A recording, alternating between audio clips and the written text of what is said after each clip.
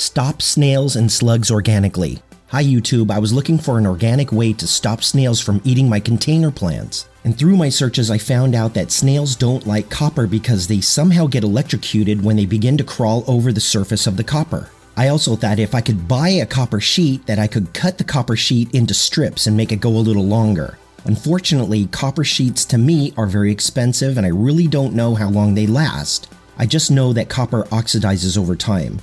So then I watched this other video of a woman who purchased a copper scrubber from her local Dollar Tree store.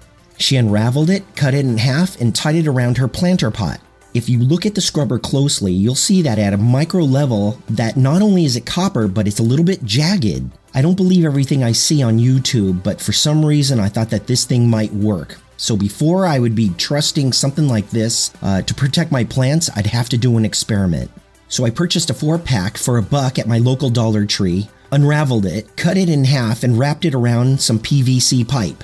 Found some snails and waited to see what would happen. I have to admit, this thing worked like a charm. I think the farthest I saw a snail go into the mesh was about 3/4 of an inch. Then he turned around and started heading back in the other direction. I tied these around my plant containers and I haven't had a snail or slug problem since. I've seen copper plating wrapped around the base of trees and branches, so I suspect that you could do the same thing with the copper scrubbers. I'm wondering if the snails just don't like copper or they don't like the jagged edges of the scrubber. This will probably be one of my next experiments.